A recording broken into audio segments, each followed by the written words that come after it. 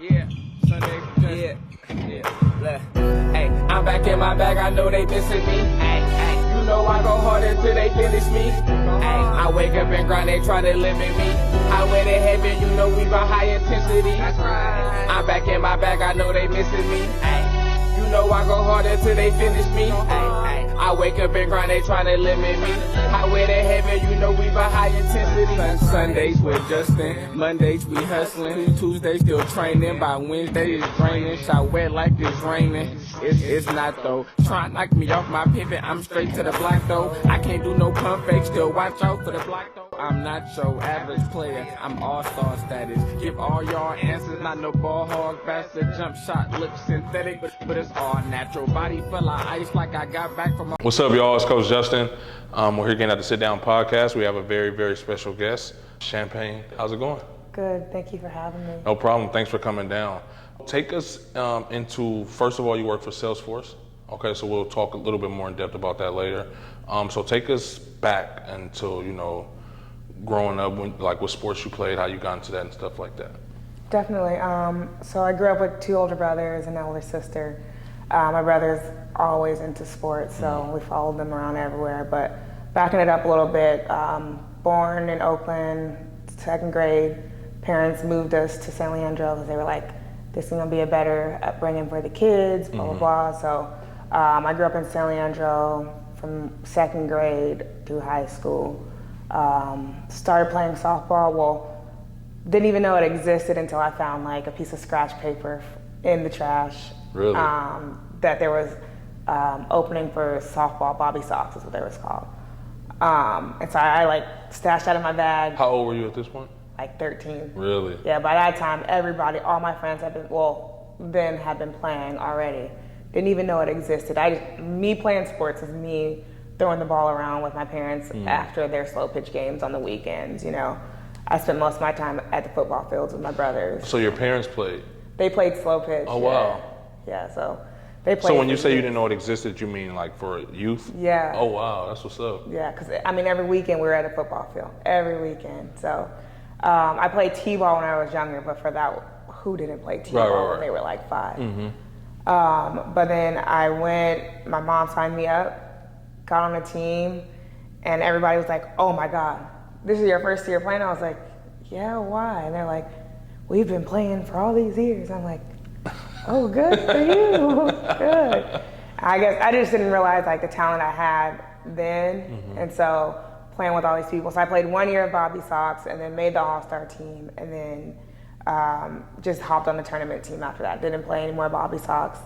And Bobby Sox is just like a league, basically. So Okay. you played a game every Saturday. Where is this located? This was in San Lorenzo. Okay. And so play a game every Saturday.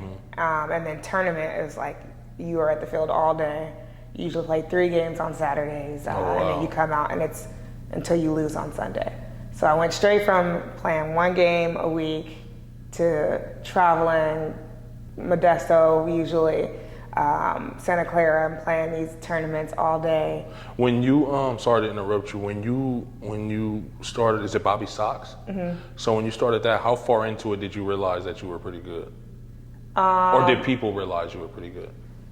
So in the middle of the season, there's an all-star game. So I got put on the all-star team. I didn't know what the all-star team was at the time.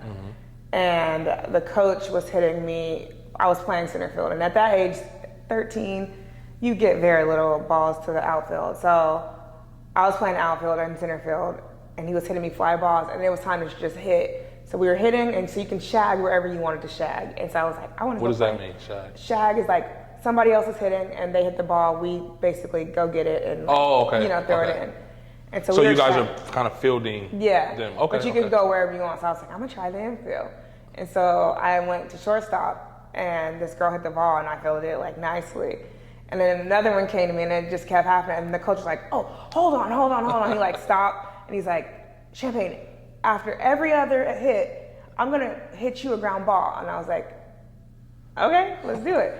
And so I didn't know what he was doing. So the girl hit a ball, he'll hit me a ground ball, and I fielded it and throw it.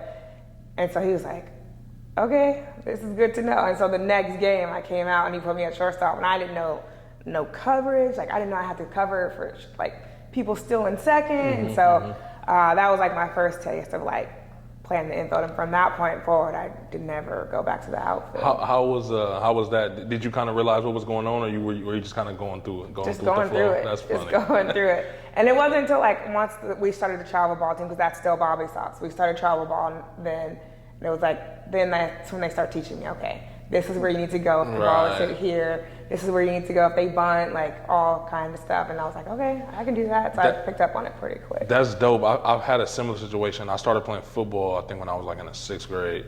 So when I first started, you know, I didn't really care. It was like, oh, you know, people had been playing. So that I was like the running back or something at first.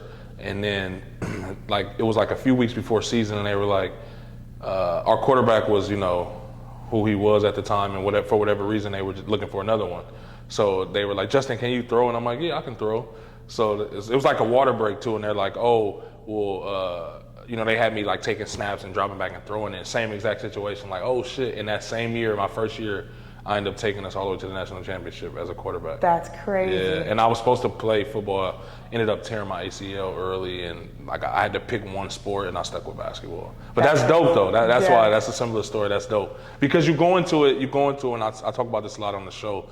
When you go into something just with genuine, you know, with a clear conscience, no pressure on yourself and stuff, then it's easier to perform. You know what I mean? Because you're not thinking about it. You're not. You know, probably parents weren't putting pressure on you either. You just out there having fun, and you turned out to be good. Yeah, exactly. Everybody used to say raw talent, raw talent. I was just like, what? Right. Like I'm like, oh, like nobody taught me nothing. I just came out here and started playing. How was those tournament years? Tournament years were good. We had a pretty good team. We were pretty good. Like we won. Are you guys hella good or like pretty good? We're pretty good. It may have been hella good. It's been a minute. But I mean, we took some trophies home every once in a while. So that's what's up. It was cool. Kept playing through high school. I messed up my senior year, didn't get to play. Really? Yeah, so I took chemistry my junior year. I got a D, and I'm real bad at math and science. So, but I'm also like a perfectionist also, so I want to do better. So I was just like, oh, I don't want to have a D on my transcripts going to college. Let me retake it. Did even worse. Got an F, and I couldn't play my senior year. Really? Yeah. So what high school did you go to? Arroyo. Okay. Okay. And did you play softball through high school? Yeah. So 13, you were like 8th grade, 7th grade? 7th grade. 7th grade. So you played 7th grade, 8th grade. 8th grade, you were on tournament teams, right? And then what was the tournament team called? Wolfpack. Yeah. And is it from San Leandro? Or? Yeah, most of the girls from San Leandro. How did you end up on that team? So the coach of my Bobby Sox team got with the coach of like the other coach of the all-star team, and they're like, let's just make this a travel ball team. And they took that travel ball team and made it the all-star team and made it a travel ball team. Oh, so you guys pretty much took the best players out that league and combined the team. Yeah. That's dope. I don't think any of us went back and played Bobby Sox after that year. Really? Yeah. Did they still have that league though?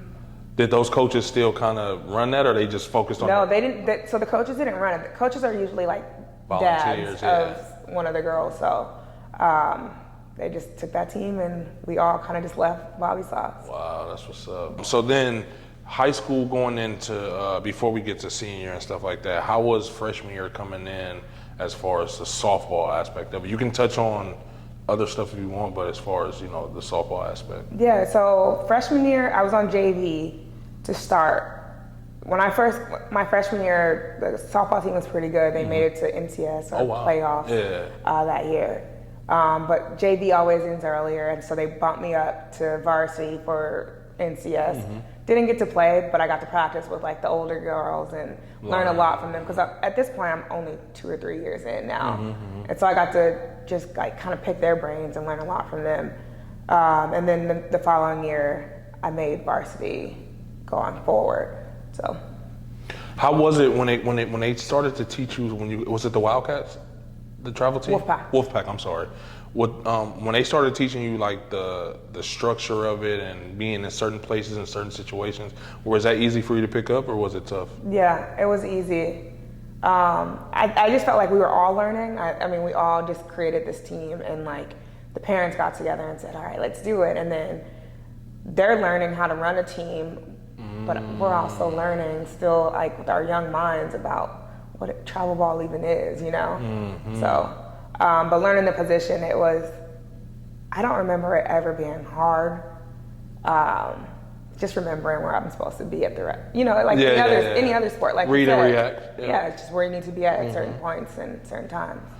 How'd you guys do that freshman year in NCS? Freshman year, I think we lost to Deer Valley the first round. Okay, and then did you play that summer again with the travel team? Yeah, I played every summer. All the way through high school? All the way through high school. And I feel like the first year it was fun, like there was traditions. The parents had cheers in the stands. Oh, wow, so like it was like special because it was new for all a of little us. family. Yeah. That's how my AAU team was. We kind of started, the coaches and stuff had already had a program, but with this team, we can't, like they kind of rebranded it with us and we kind of merged two teams together and kind of started it. So that was a dope situation. Yeah. How was school for you that freshman year? Was it easy? Yeah. School is easy. Freshman, sophomore, like a breeze. Yeah. My brother always calls me a perfectionist. He's always like, you always want to finish your work. You always want to do that. Like, if you don't know it now, you're not going to know. Like, always teasing me. I'm just like, I was the type of person that's going to stay up late, not all night, but late because I want to do my best on it. And he's just like, you're stupid. Just go to sleep. But then it just got harder. I think once I had to start getting into those science and math classes, like I said, I'm not good. Like, at any kind of science, math. I went to art school for college, so I'm not good at that. So. Right. That sophomore year for softball, did you play varsity? Yes. You did? How was that? It was nice because I felt like I had that. I started JV as a freshman and then moved up, so it was kind of like it was like a ladder. So I moved up. It felt like during the season, even though it was at the end. And then that next year, I was like, all right, I ended on varsity. Right. So I'll start on varsity this time. And so it was, And you did? Yeah. And then were you getting playing time and stuff at this point? Yeah. Did you I start? played third base, and I was like, ooh. You didn't like third base? What's the difference? Third base is closer. Oh, so the ball gets to you quicker, so you have to react faster. Yeah. You got bunt coverage and all that stuff. So third base usually has bunt coverage. You're a lot closer. Shortstop, you have like steal-in covers. So like when somebody's stealing second and third, you cover. And you're further back. I actually almost played baseball. My stepdad had took me, my freshman year in high school, my stepdad took me to like Big Five and we spent like $700 on a bunch of equipment. He bought me bats, he bought me balls, he bought me gloves, and I was like, yeah, I'm gonna play. And I tore my ACL and I couldn't. So I had to pick a sport and focus on that. But I almost, cause I love playing baseball. I don't really like watching. I like watching college. Yeah. But the more I learn the game, I like playing it on a video game. You know what I mean? But so a lot of the terms and stuff you're saying, I don't know what they mean. Yeah. That's why I'm like, what is shagging or whatever Softball and baseball are my least favorite sport to watch. Really? Yeah. I gotta be involved. Yeah. Basketball, I can watch basketball all day. Have you ever played? I did play. It was actually my first sport. I played AAU basketball. Really? Yeah. How was that? It was fun. Were you good? I was good at stealing because I got a long wingspan. Oh, okay. Yeah. Does that help you with baseball? Or softball, I'm sorry. I don't know. I don't think so. How were you when it came to hitting? Pretty good. Are you being modest again? Maybe. Were you hitting hella home runs and stuff? Yeah. Yeah, that's what's up. That's what's up. Yeah, usually 3 or 4 batter. Really? Yeah. I know that's like a good thing, right? Yeah. That's, usually your first 2 get on and you need 3 and 4 to knock them in. Right. That's what's up, man. That's dope. So what about junior high school? Was anything significant, or you just kind of still going with the flow? I broke my foot right before season started, but got my cast off right before. So you were able to play? Mm-hmm. Softball is a spring sport, right? Mm-hmm. Spring. Okay. Yeah, that's right. Yep. But and nothing special that year. Just still kind of going through it. Mm-hmm. So let's talk about this senior year situation that you kind of mentioned earlier. So you retake chemistry to improve this grade, and you end up doing worse. Yeah. And then that's right, because if you fail that class and it's a spring sport, so there's no even chance to make it up. Yeah. Did you know you were failing it? There was no way to like. I mean, back then, you just kind of go with it, right? Like I feel like I'm doing good. The thing is, I'm really bad at taking tests. So like in the class, I think I may have had like a D already. right? And then I do terrible on the final, and then it's just worse. So it wasn't like I didn't try, because I tried, and I was just bad. How were your other grades? Good. Yep. History, fine. All of them. How early into your senior year did you know what you wanted to go to school for? I didn't. I knew I wanted to go to school for something in sports. That's all I knew. I knew I liked watching sports and hearing like the announcers, but I knew then I didn't see a lot of women on TV and women that looked like me. So it was kind of like, you know, maybe I should get into sports medicine, but it's like, clearly I'm not good at science or math, so that's not an option. So I was just like, let me just go to a junior college route, you know, and I messed up my senior year, so I didn't get to play. I didn't do much.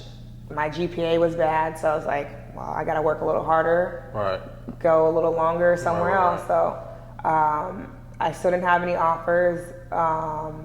At this point, you're trying to get into college for softball. Yeah. At what point did that kind of become a reality for you? I mean, it had always been a reality. Like, I knew I wanted to go play. Like, I watched the Olympics back then. USA, like, softball was in the Olympics. They were winning the gold every Olympic year. Like, I knew I wanted to aim at that. Like, there was no softball league then. It was the Olympics was the main goal. Thing. Right. Like, but obviously, like, I'm going for a job too. Like, I know that's not going to be my end all. So I ended up playing travel ball I had another summer because my birthday is younger. Okay. So you can play if you're 18 by a certain time. I know what you mean, yeah. So I played the summer after I graduated high school, and I still didn't have any offers. We traveled to like Arizona, we traveled to Colorado, like all of these big like college tournaments where there's recruiters out there. Still had nothing. And then Laney College coach was at one of like the local tournaments. She was like, oh, come, we got a couple girls returning. We're gonna be pretty good, blah, blah, blah. And then I get there and it was like, I'm not gonna say a big letdown. I was one of maybe 3 or 4 other girls who had ever played softball before. So my practices consisted of me showing up to practice. I would get hit about 50 to 100 ground balls, and I could go because then she had to teach the other girls how to catch a ball and how to hit a ball. And where is this at? At Laney. Laney doesn't have a softball team anymore, but it was just like, I made a bad choice. I shouldn't have went to Laney. I'm glad I did. I met a lot of like real amazing people from there, but like playing wise, I shouldn't have.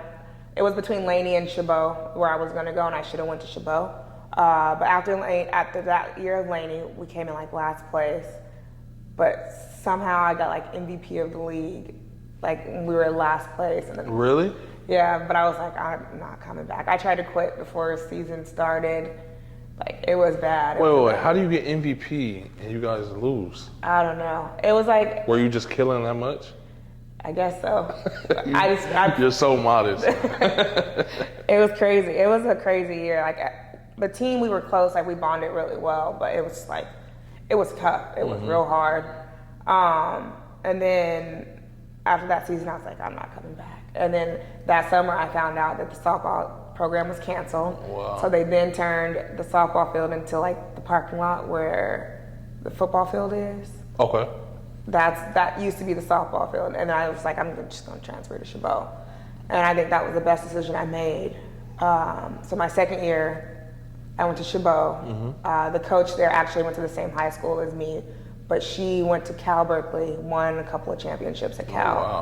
Oh, wow. So I went, and she like, one of the 2 best coaches I've ever had, where she really like, I'm still raw at this time. Like my skills have not been tuned up to where they need to be. Like I'm still doing a lot of things wrong at shortstop, and she played shortstop. So when I got to her, it was a lot of like, she taught me a lot of what I took on after that. That's dope. And then played a season there, and had so much fun because I learned so much more. Like go back to Laney, I didn't learn Right. very much because So I wasn't. Do you almost feel like you kind of wasted that year? Yeah. Even though you, of course, you gained something from it, Yeah. whether it's experience, you learned a lesson from Yeah. it. But it's kind of felt like a wasted year. I think I've had some similar situations like Yeah. that. And after that year, I was just kind of like, I was mad. Like, I was just like, yeah, some good things came out of that year. But I also felt like I didn't learn anything as a player.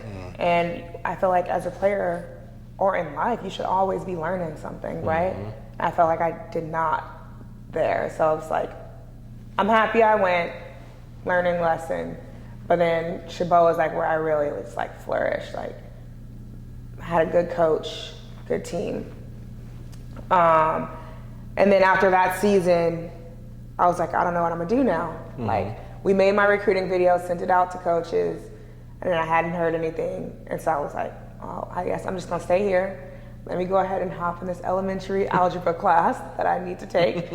And I did that in the summer, and I was like, just gonna keep working, because I was working and going to school that entire time. And so one day I was in that class, and my coach texted me, was like, hey, call me when you get a chance. And I was like, all right. So I get out of the class, I call her, she's like, hey, my friend played with this coach at, I forgot what school it is, but it's like Santa Clara, San Jose area, West Valley. My friend played with this coach, or with someone in West Valley. She just got offered a coaching position at the academy of our university. It's their first year ever having sports. Do you want to take a visit? She's trying to build her team. This is like the middle of summer. School starts soon, real soon. And so I was like, okay, like, well, what can go wrong, And she was like, all right, go online and look at the programs they have. It's a lot of different, like, obviously creative majors. I was like, okay, let me take a look. So I saw advertising. I was like, oh, I'll go on an advertising tour and see what that's all about. And so I ended up connecting with them, went to San Francisco, and two coaches, they're new to San Francisco too, took me on a visit around the school. And Academy of Art, like, the buildings are everywhere throughout the city, so there's no set location. I met the athletic director, and at that time it was Jamie Williams, who played in the NFL. He is the one who started off this athletic program at the school. So then he took over the tour, and he took me to, like, the volleyball. Volleyball had already started practicing, so they were all living there. He took me to their practice, like, introduced me to the team, and then we went back to the office, and that's where I met Jan Yanahiro. She's like the first Japanese American woman to be on television, to have her own show. And she was at that same time also starting her own department, multimedia communications. I talked to her for a good 30 minutes, and she sold me on that department.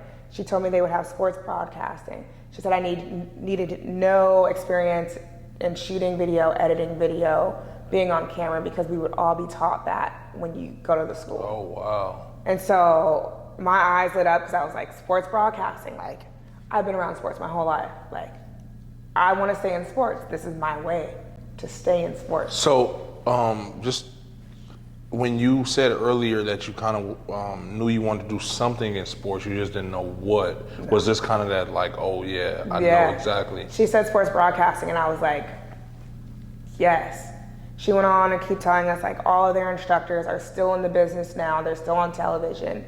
And I was like, so I'm like, if this is what I want to do, I'm going to be getting taught by some of the best people. Like, that sounds like a win.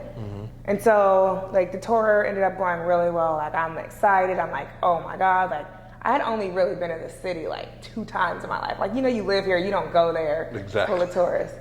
And so we got lost a few times, but I was like, I want to go here. And so the coach couldn't offer, like, she could only offer me a little bit, because there was like this issue where they offered one guy the position to coach, but he started recruiting, but he didn't really get the job yet. So he started building her team, and then she added a few more pieces. And so she had never seen me play before and offered me a scholarship, a partial scholarship to go there. And so I went there, and then had a pretty good first season. We had a pretty good team, it was tough because, I mean, we're all trying to find the way for our first year, you know, as a team, as a department, athletic department. And then the second year, she offered me a full ride, and I was able to get my degree with a full ride my second and third year because I didn't get my AA from switching from school to school. So ended up getting a full ride and then graduating from there in the multimedia communications department, which, going back now, I wanted to be on camera. Right. I got the chance to be on camera. I did not like being on camera at all. Felt like you had to be perfect, yeah. But there, like I said, you learn how to shoot, you learn how to edit, you learn how to do everything in that department, graphics, everything. Oh, wow. And so while I was there, I was just like, let me just volunteer for all these events and learn more. Like, I know softball is not going to be a professional career for me. Like, I'm thinking professional. Like, what am I going to do when I leave here? And so I'm trying to pick up on everything. My last, year and a half in college, like, I was like, I have to pick up on something that I love, and start volunteering for live games. We were out shooting live basketball games for the athletic department. We were out shooting live volleyball games for the athletic department. And I was like, this is what I love to do. I love that, the stress, that running cables to cameras and making sure the stream works. And so I was like, this is kind of like a game. It's a rush. It's for sure adrenaline. And so I was like, this is what I love to do. And so once I finished, the coaches I ended up quitting right before I graduated, or maybe it was right when I graduated, but I graduated, and then the communications department offered me a job. And then from there, it was just it was up from there. I stayed there for 9 years, but the opportunity to learn was just insane. And that's what I kept telling people. They're like, how long are you gonna stay here? I went through coworker after coworker after coworker. And I'm just like, I'm still learning. I'm gonna stay here until I'm not learning anymore. Why would I leave and I'm still picking up on things, you know? And then my last thing was, I just wanted to make sure I knew how to teach people. And I think that goes back from leadership in sports, you know? You have that leadership in sports, you can teach people how to get things done. And so, I don't know, I think everything leading up to me being in my career now is because of sports. Back then, that raw talent where I didn't know what I was doing, I was open enough to let someone teach me. And then as I grew, having that voice, that leadership on the field, you know, pitcher struggles, stop the game real quick, go talk to them, tell them a joke, make them laugh, make them not think about the game for a second, and then go back to playing the game, you know? And then going to the Academy of Art and picking up on everything and being able to direct a show and tell people hey, your camera's out of focus, you know? Wow. I like that kind of stuff, but if it weren't for the sport, I don't think I would have the voice now to teach people, if that makes sense. I actually agree with that. So it makes complete sense. I think I feel similar when it comes to something like that.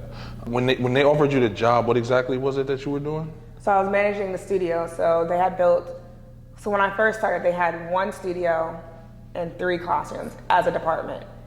By the time I graduated, they were just finishing building the second studio on the second floor and adding another 5 or 6 classes. So now there are 2 different floors for that department, multiple studios. So I managed the studios. I didn't manage them right off the bat. I was a studio tech for the first 5 years, and then became a manager where I was managing someone under me and then a couple of work studies every semester. So being a manager at the studio, with the S, how was it seeing the program, I guess you would call it a program, what is it, multimedia? Multimedia program kind of grow? How was that for you? Being a part of that? It's cool. It's funny because I actually just thought about this the other day. I've had over a dozen work studies, which are student workers, right? So watching them grow through the department, where they come in and they're 18 and they're growing and they graduate and they're 21 and now they're sometimes it was hard because it's seeing what seems like your babies going off and graduating and then landing these career jobs, right? I'm not gonna say Academy of Art wasn't a career job, but seeing them land these jobs that are probably way more important than what you are doing is it's kind of oh man. Did you kind of get wrapped up into that part of it as opposed to being I wouldn't even call it selfish, but like focusing more on your own goals, or?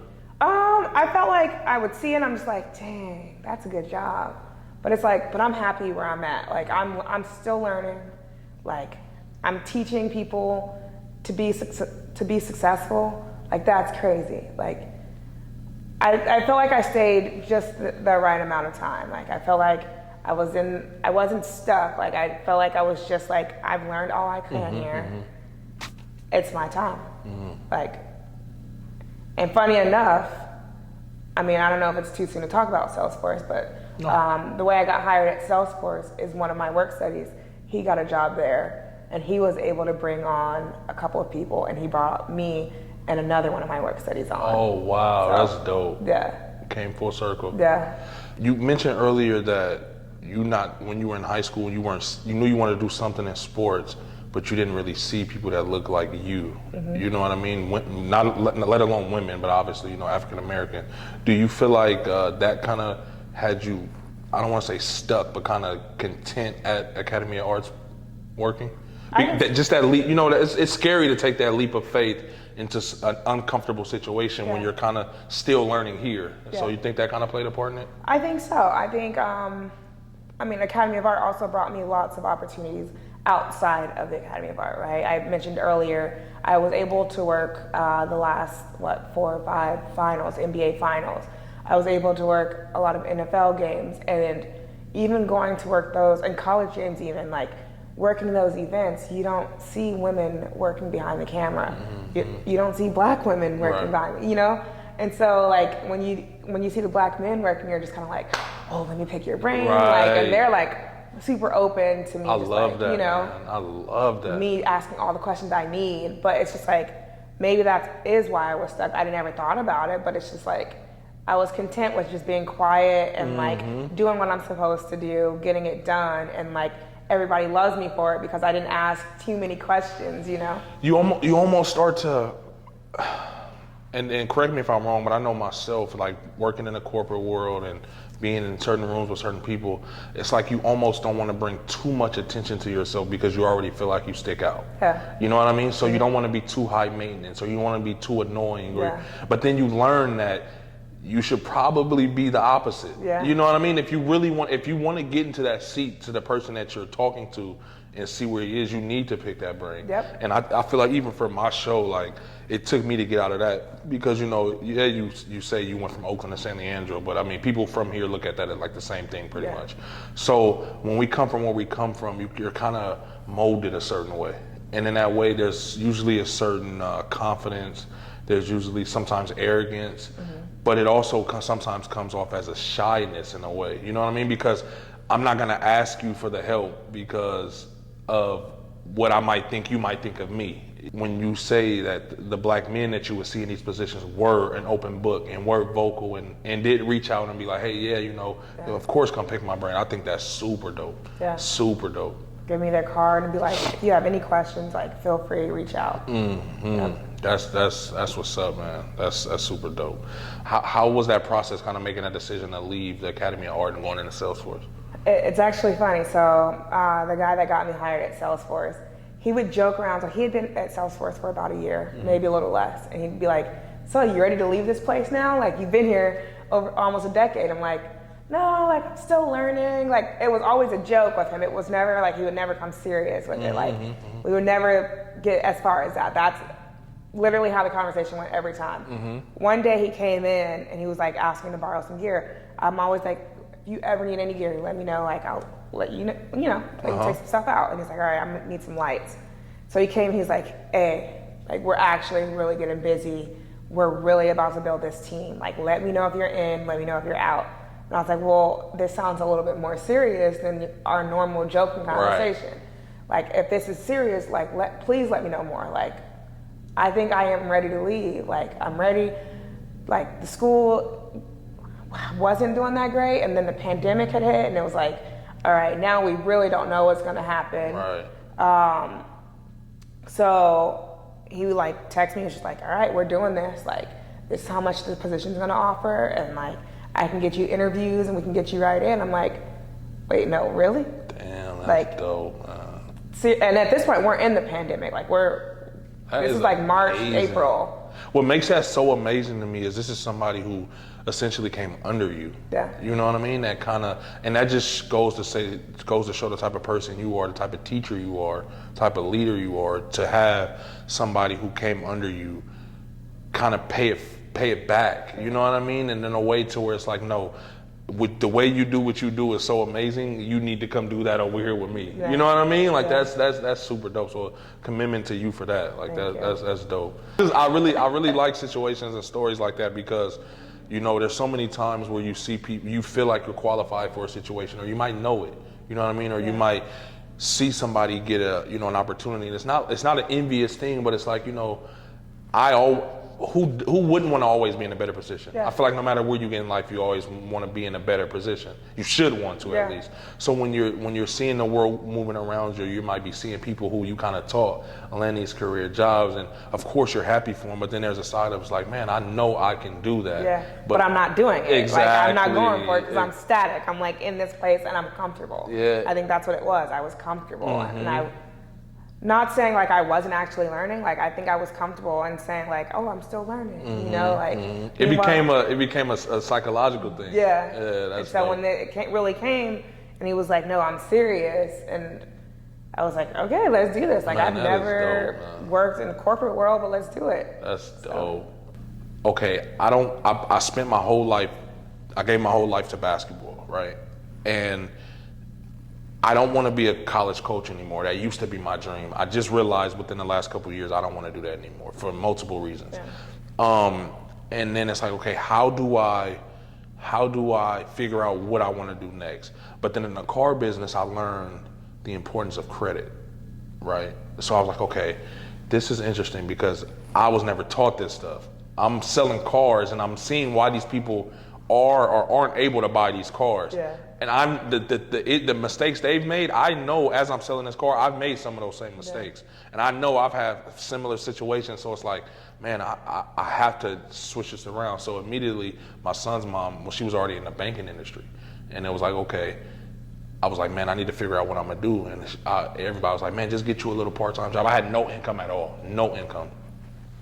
And for that exact reason, I was like, nope, I'm not doing anything until I figure out what I want to do, because I don't want to get content. And next thing you know, it'll be 6 years later and I'm still working the same job that started out as a part-time job. It was like, no, I refuse to. And then I went out the country for 2 weeks to Croatia to visit one of my friends, and it was like my life changed at that moment. I was like, okay, I'm gonna go into the financial industry. I'm gonna learn how money works. So I'm doing all of these things that I'm learning that I can apply into my personal life, but then I'm getting paid for it. So it's almost like I'm going to school for free. I'm glad that I heard you say that. You know, I was comfortable. I kind of got comfortable in that position. And change is scary. You know, change is very scary. It's scary, and understandably so, because you never know what could happen, especially in a situation like you changed. Like you did it in the middle of a pandemic, but we don't know what tomorrow is going to hold. So that's again another commitment for you.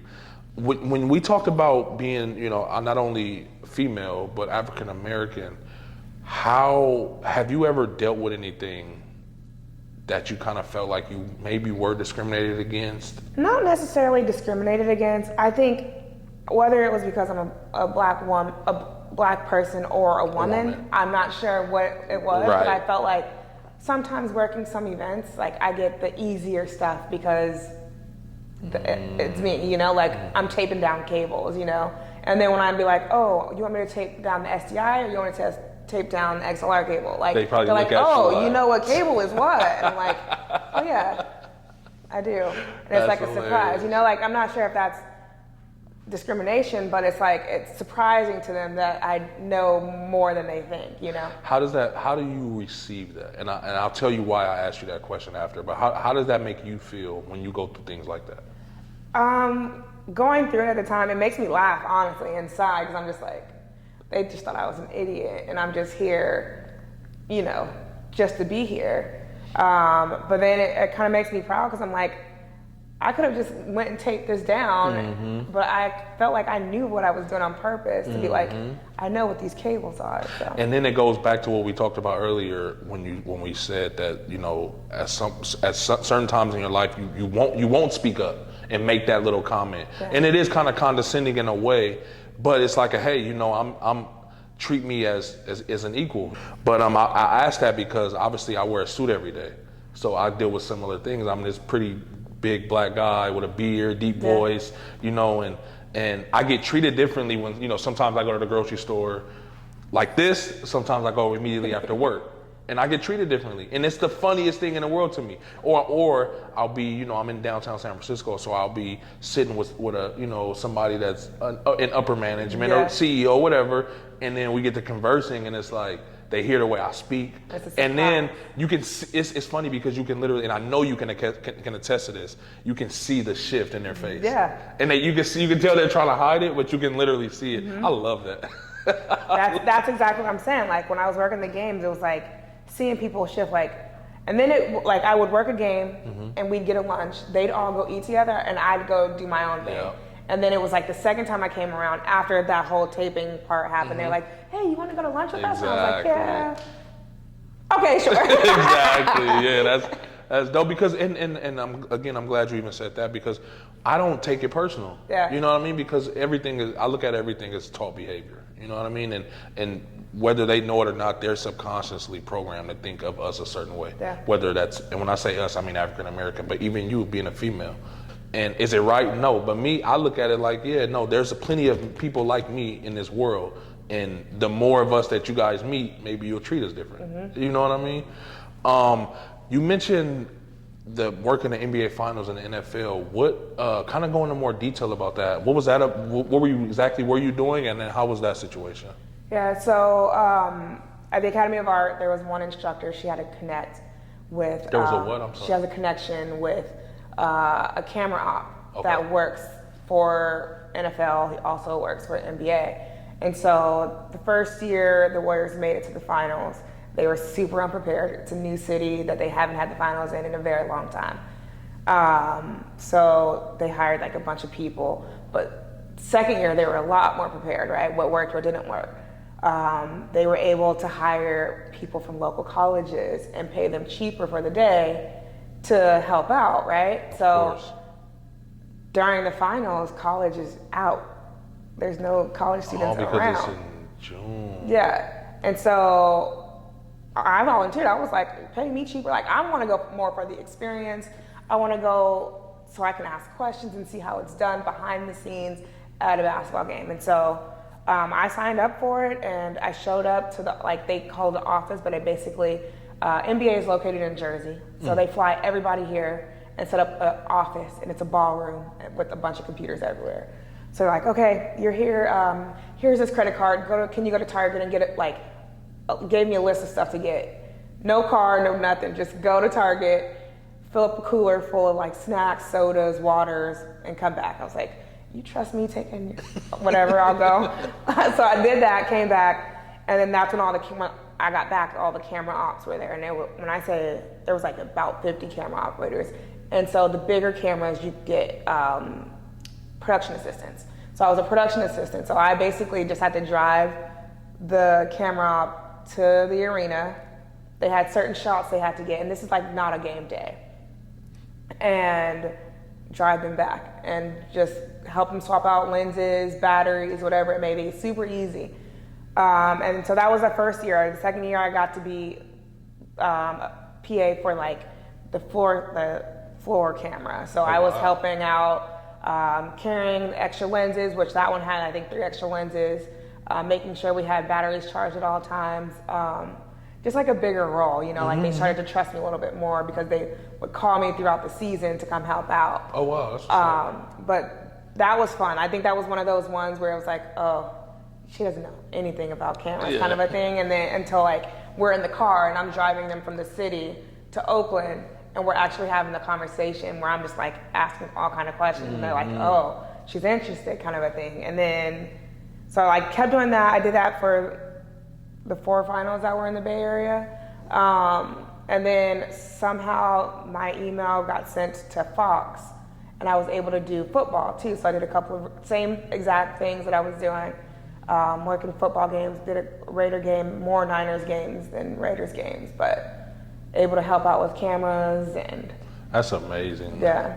And then again, that goes to the relationships you have with people, because this situation came from you knowing somebody who knew somebody and gave you the opportunity. So that's, and then my name just, I guess, gets passed around. Yeah, and then that shows that you're showing up and you're executing. You know, you're taking care of the business that you're brought to this situation for. So another commitment. That's dope. Now, seriously though, that's dope, because there's a lot of people who get opportunities like that and they drop the ball. You know, they could be late.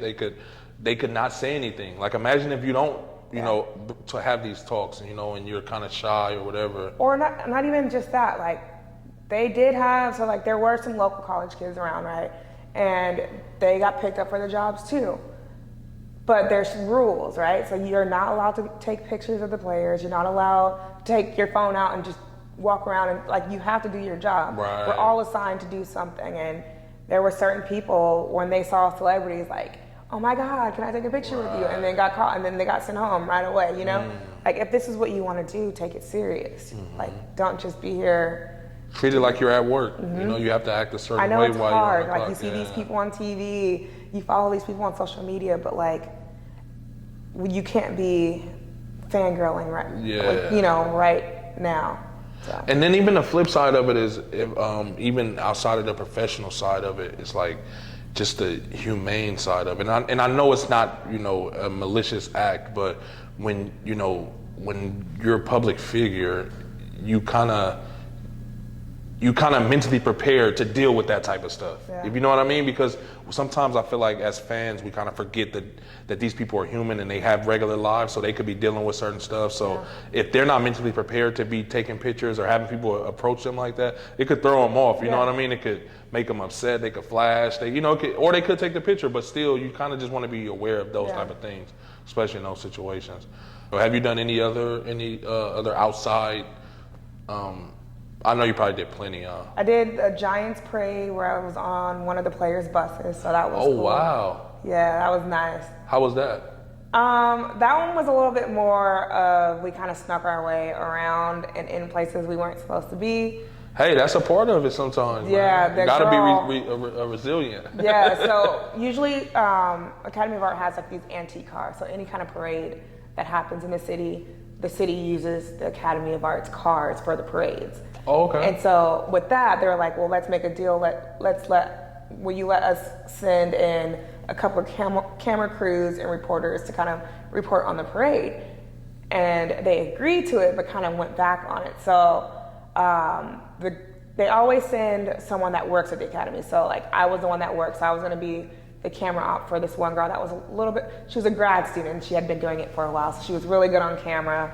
She had been on, I think she had a talk show or I forgot which her background was, but she just knew how to talk to people. So she got us into like locker rooms, like before the parade started. She got us on one of the bigger players' buses. Oh, wow. Yeah. What kind of footage were you guys getting? Just raw footage of them raw celebrating? Footage, and then we just put together a package after. So basically of her reporting, she got to interview. It was Hunter Pence. She interviewed Hunter Pence on his bus. Oh, wow. Back and forth, like they were dancing. We rode from the start to the end, like at Civic Center on his bus, and didn't get kicked off. Oh, wow. It was kind of like we were his own private camera. That's what's up. Yeah. That's dope. And then in those type of situations, other opportunities come. You know what I mean? Like when I was using the studio out in Livermore, almost every time I brought a guest out there, they was getting that guy's information, just, so come back. For that or future projects. You just never know when you might need somebody who knows how to work a camera, especially these days with how big content is. You know what I mean? Social media. It's going back to like working like these big games. It's crazy the amount of like young people with college degrees you see that are doing social media, meaning they have 2 cell phones on their hips with chargers attached to them, and just like one phone's for Instagram, one's for Snapchat, and just like shooting the same thing on both phones and posting it to their social media. Really? Like that's their job. They get to travel around with the team and just do that. Like that's somebody's job. Damn, I never knew that. Yeah. It's getting better. I mean, not better, but they're giving them cameras now to where they're doing it on cameras. But the phone's camera qualities are getting better too. Right, so. that too. And there's so much to it, to stuff like this, that that I think goes unnoticed. Because even myself, when I got into this and I started watching, and I'm very observant as well. So when I was renting the studio out, I was like, okay, I would ask a lot of questions and just keep it in my memory bank just for the future. And it was like, I know I'm going to gradually, you know, want to start doing this on my own. And, you know, I didn't think I would want to be behind the camera as much as I do now. But I mean, that's amazing. And I think it's the more you learn, right? Like you like play with the cameras more. You're like, I'd rather be on the other side of this. And, exactly. You know, in the bright lights. Exactly. So. What would you say is your favorite part of the whole? I think it's everything as a whole. I think I mentioned earlier the adrenaline of like from the beginning stressing about like, okay, I want this, this, this, and this to this, and I want it to look like this in the end, and like executing first the shooting part of it and then the editing part of it, like, and then seeing it all to come together and make what you thought it was going to be, like that's. So that part of that process of which the vision you have initially, and then trying to bring that vision to light, and then having to hit those roadblocks and hurdles, and then kind of maneuver, and then still seeing that final product. That is my favorite part by far. Yeah. I do have to say though, I've been getting a lot more into Photoshop, so like graphics and stuff has kind of been like my thing. I think it just makes everything so much better, right? Like if you can shoot and edit, right, it looks good. Add some dope graphics that you created, like, and it's like, oh, I just did all that. Like that's crazy. Right. Yeah, that's. So what were you into cameras at all before you got into no. Academy of Arts? No. It wasn't until I started volunteering for like all the extra events when I was like, oh, I'm pretty good at like following the ball. Like it also was like knowing the game, right? Like I've been around sports. Like I have an idea that they're gonna fake a pass, you know, and not getting tricked into following the pass. So it was kind of like realizing like, oh, I'm actually like, they're using my camera. Like I can hear them on the headset, like using camera one often. So like, I feel like I'm good at this. Like, and it was then that I was like, all right, let me get more into cameras and like shooting and stuff like that. That way I can, if I shoot more, I can edit more, so. Do you like the editing part of it too? Yeah. Like as far as video editing? Yeah, we talked about this earlier, like the editing software. So I learned on Final Cut, but it's also been a challenge learning Adobe Premiere. Yeah. But I think it's the challenge that I like, you know, like learning something new. I'm the same way. If not, I'll get bored. Even at work, like I tell them, like, all right, I feel like I know this. Like I need something else. That's how I became a business advocate, and you know, all these other little things that I do at work. Volunteering in college, you were actually controlling cameras and stuff. Yeah. Really? Yeah. So they, it's funny because it became my job, you know, to do after. But they would take all student volunteers, bring us in on a bus, and be like, all right, this is what we need to get done. This is how we're going to do it. During the game, this is what's going to happen. We're all going to rotate through. Everyone's going to get a chance to do every single position. It's like, okay, I could do that. So first thing was running these long-ass cables across Kezar. I'm sure you've been at Kezar. That's where all of the home games are played for volleyball and basketball. So we run cables from one side to the other side, making sure we see a signal. And then once the game started, I always started off on the camera underneath the basket because it was the most exciting. Really? Yeah, and so, I don't know, it was just always just fun, you know? Like, and then listening like, oh, that was such a good shot. I'm like, thank you, thank you. I'm new at this. So when you're shooting in those type of situations, you guys are listening to people in the earpiece as you're going. Have you ever been that person, like being that voice in the ears? Yeah, so once I got the job at the Academy of Art, like now it was my job to put on these live events. So like, I was the one who had to take all the equipment out, make sure we had a bus to bring out the students who volunteered, and make sure everything was working. And so it was then on me to call the show, which was one of my favorite things too. Like I had to direct, like sometimes it wasn't pretty to have to yell it because some students don't get it as easy as I get it, right? You don't know, if you never played a sport, you're not gonna know what's happening. So for sure. I had to show them like, we need you at half court following that ball. Like if the ball was over here, there's no reason you should be over here. Right. And so sometimes it wasn't, I mean, as a director, I learned like you can't just talk to people. Sometimes you gotta, but But I hate being that person. That's the hard part about it. But sometimes you need to. Yeah. You know, as a leader, I mean, obviously as a basketball coach, I look at it the same way. Like sometimes you have to be the bad guy. Yeah. And you think of it like, even if it might hurt you initially, but it's gonna eventually help you. Yeah. You know what I mean? And that's kind of how I have to psych myself into being that bad guy too, because I want to see everybody happy and winning. But you kind of have to put that face on. And sometimes I'm smiling, but I can't show you, but I'm laughing. How important do you think it is that there is somewhere for people younger than yourself and myself, somewhere for those people to go? These young creatives that I know there's so many out here. How important do you think that is? Because imagine if someone like yourself got into what you do now earlier on, like in high school. You know what I mean? How do you think that's kind of like something that we need in this Bay Area? Definitely. I think growing up, we want to be doctors, teachers, lawyers, right? Like we say that you're star of the week, and they ask you what you want to be. That's probably the top things kids say. But I think teaching kids earlier on that there's more in the world than doctors, teachers, and lawyers. Yes, those are amazing careers. Like we wouldn't be anywhere without those careers, right? But like teaching them that they can be creative and that them coloring nice in a book is not just something fun. That like they could take that on and be this amazing painter. Could be designer. Could design logos. Like you never know. It could be anything. So. Exactly. I think teaching kids earlier on that they can be creative and have a career as a creative. And I asked that because, I mean, obviously I talked to you before we started filming about what I'm trying to do and my plans for like this next 2021.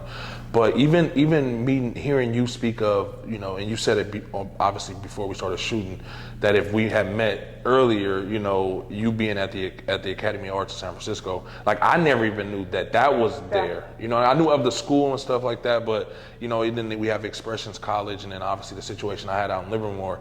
But it's like I didn't know where to go, and I feel like that's what I want to be for people, for so many people who DM me or people who I already know who text me, or when they see me they talk to me like, man, I want to do a podcast, like or I want to do a show, or I want to learn how to edit, or I want to do this. Like there's so many things, and then I feel like that's our way of branding ourselves. You know what I mean? And even if you haven't purposely tried it, like everything that you've done, even from the finals and that, like that's you building Shampayne the brand. You know what I mean? And you even said it like your name probably just bounced around. At some point an email just happened to be sent on your behalf, and it's like that's you building your brand. So I feel like us as people, if we teach our youth to just build yourself, like make yourself the prize, not what you do, because somebody can always come and do what you do. But if you put your twist on it and kind of say, hey, look, this is what I have to offer, and this is what sets me apart from everybody else. I feel like that's the key. You know what I mean? I feel like we're in an age of entrepreneurship. You know what I mean? And it's being pushed from our people. There's so much knowledge out there, and it's accessible. There's so much stuff that used to not be accessible to us, and now it's like we have hands-on with this thing right here. We can access it whenever we want, and we need to take advantage of that. I think it's also about educating the parents too, because the parents need to be able to push their kids to do whatever it is that they want, right? So if we can educate the parents earlier, like your kid doesn't have to be a lawyer. Your kid can literally be a photographer and be a successful photographer, like proving to them, because I feel like it's the parents, the older school parents that are like, that's not a real job kind of thing, And I think pushing and proving to the parents like this is a real thing, and people are like, even like I was mentioned earlier, the social media thing. I feel like I have 9 nieces and nephews, and like my brothers and my sister yell at them about being on their phones all the time. That could be a career job, I'm so glad you said that. Like, I'm so glad you said that. I think pushing, educating parents on like careers, and that their kids don't have to be a dentist, a teacher, a doctor. Well, because like you said, I mean, you could either be the person sitting in front of the camera, you could be behind the camera, you could be in control of these lights. Like there's so many, you can be in control of the audio. Like there's so many different jobs, and you don't know, because I didn't know when I started my podcast like about a year ago. I didn't know I would have to buy lights, and when I walked into that studio and I'm like, damn, I had never been into a studio like this. You know what I mean? And multiple cameras, and seeing a live switcher where he's you know, live switching between me and the guest and I'm asking these questions. Like this is not edited. Yeah, It's like live. exactly. Live. And I'm just like asking those questions, like you said, and picking his brain, like, oh, what is this machine? What does that do? And what is this for? And I told him up front, like, bro, look, I'm setting myself up to be able to shoot on my own. He's like, I respect that, you know, and I'm not trying to get the information to kind of cut you out, not pay you, but no, I want to be on my own. You know, I want to know how to do all this stuff so I don't have to depend on nobody else and I don't have to be on nobody else's time. Yeah. Like, I feel like if we had a central pub where people could just go and just get into their creative bag and, you know, have resources, because I didn't have, you know, you see I have, you know, 2 laptops because I didn't have that other laptop first. I only had the cheaper one, but I had to get that in order to get the stuff you done see what I'm that you saying? need, To make my stuff look better. If you just need consulting and learn, like, what do I do next? What do I need to know? How do I do this? You know, because there's so much that goes into it as far as word placement when you're promoting something, or the time you're dropping something, where you're dropping something, the audience, and it's a lot to it. And if we just can find a way to, especially the Bay Area being the capital of tech, pretty much, you know what I mean? Right. Like, I don't see how there's not places like this for. It's crazy because I feel like it's a lot different than when I was growing up. Like, I didn't know you could do all this stuff in the world, right? Right. I have a little cousin who, she takes pictures, but she's also one of those kids that tried everything growing up. She tried baking, she tried ballet, like she tried all these different things, and like it was different like every year. She picked up a camera, and when she was like 14, her mom enrolled her in these photography classes. She's been enrolled in photography classes since. Wow. Every Saturday she goes to San Francisco. She has a mentor she works with, and they just take pictures. And how old is she now? She is a senior. She's about to graduate high That's school. amazing. She may have been younger, to be honest, but she isn't gonna. She got accepted into the Academy of Art. That's amazing. Also, so like it's so we have this bond. Like we can talk about, like, we're both creatives in our family. Like people call us to take pictures for them. So like, you know, to take video. And even that, like, even what you just said right there, having other creative around you. You feel better. You know what I mean? And the conversation is different. Yeah. You know, like, we could talk all day about what you do, about what I do, because it's all creative at the end of the day, even though me and you obviously have stuff in common that we do. But just as far as like, you know, anybody who designs clothes, it's like, it's all, makes music, anything, it's creative. And it's like, I always ask people, like, you know, how do you get your inspiration? Like, what do you, like, when you like take your pictures, do you prefer to work like early in the day or later at night? Like if you're editing, or do you not care? I like to edit at night. Edit at night. Is there a reason why? In my room. In the dark. I'm in the dark too. Yeah. I don't know why. I think I like to just get outside in the day. I think that's probably why. That's a good but point. like, at night, like lights off, like at my computer, just editing. Working, I'm the same way. I light a candle now, and I learned that from doing my interview. Essential oils for me. Yeah. I got a diffuser, turn that on, I'm just like in my zone. Yeah, that's. Let's talk about. Let me ask you this. So I know you just recently got a new camera. Are you looking to go into business like photography and stuff? Because I know you're kind of been, you know, heavy in taking pictures and editing. Are you? I would say not necessarily like business. I think me taking pictures right now is fun, and I'm still learning. So I don't think I'm ready to start a photography business per se. Right. I am looking to get better and take more pictures. So who knows? I'm just like, friends, Yeah. like, you're a married couple, let me take your picture. Yeah, you that's know? dope, though. You're pregnant, can I take your maternity pictures? Right. You know? Yeah. So it's just fun for now. Yeah, that's dope. What advice would you have for, like, let's say if it's your younger, let's say if it's Shampayne at 18, oh no, for you it was about 20, right? 20, 21 when you were going to Academy of Art? Coming into this field, because that's kind of where you stepped into, even though you didn't realize you'll probably be doing this today. Yeah. But when, what point, what would you say to your younger self, you know, advice, like what to expect coming into this? I think not to be afraid of change, right? Try different things. Like, I wanted to be on camera, and I was like, I don't want to be on camera. Like, try different things. My old boss, she used to say, millennials can change careers multiple times, like 3 or 4 times, and still be successful in this world. Like, and that's what I'm like, if I wanted to stop working at Salesforce today and go into a whole different career path, like I could still be successful, you know? That's dope. I never even heard nobody say that, but now that you say that, Who'd you say told you that? My old boss. Yeah, that's dope. Like always used to tell me that, and I'm like, you're right. Like, I mean, we would see students study the same thing, like, you know, production, and then they would go off and be a nurse, and we're like, that's crazy. Like, you spent all these years doing this, and then had a flip of a switch, and it's like you're doing something completely different, and you're successful, you know? So, like, just don't be afraid to try different things, and don't be afraid to change. Because even for myself, I had to force myself to get out of my comfort zone. You know, I mean, look at all this. Yeah. Tell me about it. You taught yourself all this stuff, and you invested in yourself. That's something else, like invest in yourself. I think we talked about that earlier. Like, if that's what you want to do, if buying a camera is going to help you in the long run, that's you investing in yourself.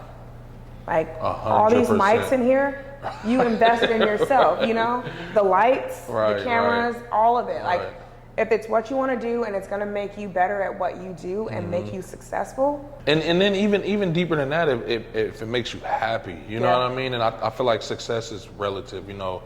Your definition could be different than mine or vice versa. So not to say it like you weren't including that, but you know, that's just, I think that's important for people to hear. It's like sometimes it's not for, you know, monetary gain or to expand or anything. Sometimes it's just a peace of mind. Like when I started playing basketball, eventually playing basketball for me became my sanctuary.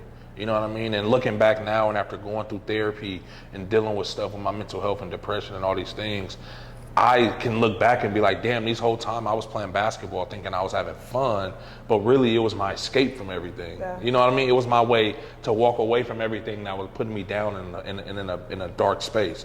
But at the same time, it was like, damn, people make millions of dollars doing this. And they're probably not even happy. You know what I mean? And shit, there's people, I don't play basketball much anymore, but I'm gonna start soon. But there's people still who play that don't get anything from it. But you know, it could be. I still play softball. Really? How's that? Good. I leave to Florida in a couple weeks for a big tournament. Wait, what? You're still playing competitively? Yeah. I didn't know that. Not fast pitch, slow pitch for sure, but it's competitive. Really? I didn't know that. So how long have you been doing that? Since I stopped playing college. Really? Yeah, so I'm on a competitive women's team, and then every once in a while I play co-ed too, but. And where was the team from here? All over, so we got girls from SAC, we got a couple from like Santa Cruz, San Jose area, and then a couple from like the Bay Area. And then you guys play against just other teams, yep. Excited. Are you still good? I try to be. You're so modest. No, we just had batting practice last week. I got like blisters all over because I haven't hit in like 3 months. Oh yeah, because maybe not 3 months. It was sooner, but. Do you ever go to like the batting cages and just hit? I hate the batting cages. Really? Why? I get blisters every time. Also, the balls are weird. What do you blisters from holding the bat? Yeah. What's the difference between the bats at the batting cages and the bats you use? I mean, you can take your own bat to the batting cage, but the balls are like little dented balls. Right. They like rattle the bat, and so it rattles in your hand when you hit. Why do they do that? Is there a reason why they use those balls? I don't know. Probably some I think because of the aerodynamic machine, probably. Yeah. So how often do you guys have games? Well, outside of COVID. So we were playing at least twice or 3 times a month, at least. Okay. We have a lot of tournaments in Manteca. They got a big facility. Yeah, with like 9 different fields. Oh shit. Yeah, so we did a lot out there, a lot in SAC. And then we would play in Vegas every year. This is the first year it didn't happen because of COVID. But this tournament coming up is called a Challenge Cup, so it's like an all-star team. So it's like the best players from all of the C division teams in our area. So there's like 5 other C division teams in our area. So one lady was like, all right, I'm gonna put this team together. I'm gonna pay for you guys to fly or pay for you guys to play in Florida. If you wanna go, let me know. And I was like, our women's team, pretty good women's team. So we won a big tournament, the Vegas tournament a couple years ago. We were like a D division team. We won that tournament, and then they bumped us to a C division team. So then we got bumped up. So now we play at a higher level. But if you were on that roster when we won, you're now automatically C. So even if you don't play with us anymore, you're still a C player, and you can't go play on a D team. So those are like the only rules, but you can hop on whatever team you want to hop on. Do you guys ever have practice and stuff or no? During COVID, we've been doing a lot of batting practice just to like get together, meet up, have fun, hit a few balls, and talk shit. But, that's what's up, man. Yeah. Just a little bit more about Salesforce before we get out of here. Did you already say exactly what you do for them? Like my title? Yeah. No. So I'm a production manager / producer. And then what does that kind of consist of? Right now, since we're working from home, basically the short answer is I'm taking Zoom meetings and pushing them to a live streaming channel where all the audience will be watching it. So usually about a couple of thousand people watching it on the live stream. Oh, wow. And then you're just, so what is your, like, what do you do when the live stream is going on? So I'm cutting from, let's say, our active speaker or our gallery view, or someone sharing their screen because they have like slides, or I'm playing back video. So I'm literally looking at our run of show or our rundown of what's happening, keeping up with that. And like, let's say that person's speaking, then they're gonna toss to like a video. I have the video, press take and play that video so everyone can see it. And then let's say they come back and they're doing a Q&A and make sure we're in the gallery view so everyone can see anyone that has their camera on. Sounds difficult, but it's actually not that bad. It's not bad. Once you get going and like it's like one of those things, you do it and it's like second nature. Yeah. How long into Salesforce did it take you? Like, was it a lot you had to learn, or did you kind of already know everything from the Academy of Arts? I felt like it was a lot to learn. It's a lot new. It's different equipment for sure. There are probably different programs and all of those things. Definitely different programs and software. So like every meeting we had, I was just kind of like, what? So. Were you overwhelmed at all? Really overwhelmed, but the best place to be overwhelmed is in my own bedroom office. Right. So I can turn off my camera and be like, oh my God, what are they talking about? Like, I've never done this before. But then go and ask later, like, hey, when you said this, what did you mean by that? Like, they answered my questions. It's just about like, I felt like I was bothering them, but they were like, well, any questions you have is a good question. Like, we're a team. We're gonna need you to be on board in order, to be helpful. We rather teach you because you're a representation. And that's what it was. It was like I was stressing myself out because I felt like I didn't want to annoy them, but it was definitely stressful the first like 3 weeks to a month. But once I was able to do my first event, I was like, all right, that was a lot easier than I thought it was gonna be. And now it's just like it's the same thing. Well, Shampayne, I think that's it for me. Anything that you have to add or anything you have going? No, getting interviewed is hard. Well, again, I want to say thank you for coming down and good luck. I'm sure we'll stay in touch now that we finally met. And again, I want to just commend you on everything that you've been through and got where you are now. It's super dope seeing a black woman, young black woman, in the position that you're in and going, who knows where you're going to end up, but just seeing you taking those steps and learning your story and just, I think that's super dope.